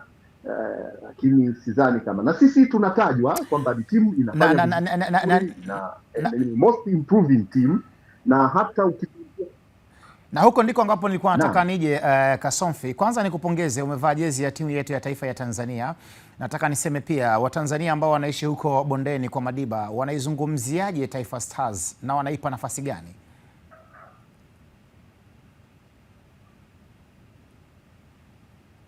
Kwa ujumla ya timu yetu ya taifa, mimi nadhani kwamba hafanyi vibaya. Kitu ambacho mimi naweza nikasema tunatakiwa tuwe nacho makini ni kwamba mchezo ni dakika 90. Ukikumbuka kwamba mechi yetu dhidi ya Zambia ile ambayo tulienda suluhu, ile mechi haikuwa ya sisi kupoteza siku ile. Yaani dakika ya mwisho kabisa ndio tunakuja kupoteza. Yaani ile concentration tunaweza kusema timu inatakiwa icheze kuanzia dakika ya kwanza mpaka dakika ya mwisho, sio 90, hapana, mpaka filimbi ya mwisho. Tatizo ni kwamba wachezaji wetu labda wanashikilia bomba, lakini dakika ya mwisho wanakuja kujikuta kwamba lazima tuangalie staili ya uchezaji. Kuna wenzetu lazima kuwe na vipindi. Kuna vipindi, unajua mpira ni mchezo wa sayansi na ni akili. Tuwe na vipindi kuangalia. Najua kocha ni mzuri, kocha tuliye naye, na ni moja kati ya vitu ambapo hawa wengi wamekuwa wakijiuliza, hata Bafana, hata Zimbabwe, Botswana, wanasema wanamfahamu vizuri kocha Gamondi na wanajua saikolojia yake iko vipi, saikolojia ya mchezo. Kwa hiyo nadhani timu yetu itakuwa imebadilika katika aina fulani ya uchezaji, kwa sababu hamwezi kuwa binadamu wa kawaida mkacheza dakika zote 90 katika nguvu na ari na moto ule ule. Kwa hiyo kunatakiwa kuwe na namna ya vipindi na kuangalia, la sivyo ukawasha moto dakika 10 na mwanzo, lakini hata watu wanakuwa yani ni rahisi, mtu na unapitika utafikiri ni kiberenge ambacho kimekosa mafuta. Sasa mwisho wa siku nina imani kabisa kwamba michuano hii pia inatuweka sehemu nzuri. Tunaelekea kuwa wenyeji wa michuano hii, na haitapendeza kwamba tukaenda tena tukaondoka pasipokuwa na ushindi walau hata wa mechi mojawapo. Nadhani ndugu zetu wa Uganda hapo jirani kidogo, jirani unaweza ukaingia hitilafu, hawa kidogo tutaenda nao sambamba vizuri sana. Wazuri wanasema zola nao zoamba nao, na sisi Waswahili tunasema tutakwenda nao sako kwa bako. Ama tutakwenda nao unyo unyo, tutakwenda nao hatua kwa hatua. Tutawarovya rovu na kuwatebweresha tebwere hawa. Yaani hawa tunao, tutakufa nao. Hiyo ni kuthibitishie kabisa. Sasa Kasomfi, nilitaka nikuchokoze kidogo. Vipi Botswana, huwa unaendaenda sasa hivi? sio kwenda. Unajua kabisa kwamba mimi mama wa watoto yuko Botswana, anafanya kazi hapo na huwa ninakuwa hapo. Kwa hiyo nyumbani, Botswana ni nyumbani. Ukisema Dumelang, sema Dumelang, lega hii. Kwa hiyo Zebras, yani mimi sasa nina timu 3 zilizoko huko. Mimi nina timu 3. Timu yangu ya kwanza ni Taifa Stars, timu yangu ya pili ni Bafana, timu yangu ya tatu ni Botswana, the Zebras. Nakushukuru sana Kasomfi bwana, hadi wakati mwingine. Ulikuwa wakati mzuri sana kuwa nawe asubuhi ya leo, Fortunatus Kasomfi kutoka hapa bondeni kwa Madiba, Afrika Kusini. Hadi wakati mwingine, nisalimie jamaa zangu huko Jabonga kakul babige bunge la kukaya jabatani. Ni Fortunatus Kasomfi huyo kutoka Afrika Kusini, tukizungumza naye hapa moja kwa moja, na yalikuwa ni matangazo ya live kabisa, tukuungana naye kuona kile ambacho kinazungumzwa Afrika ya Kusini kuhusiana na mashindano haya ya AFCON. Kwa sasa tunakwenda mapumziko mafupi, ni kusihi mtazamaji endelea kusalia papo hapo ulipo, usibanduke.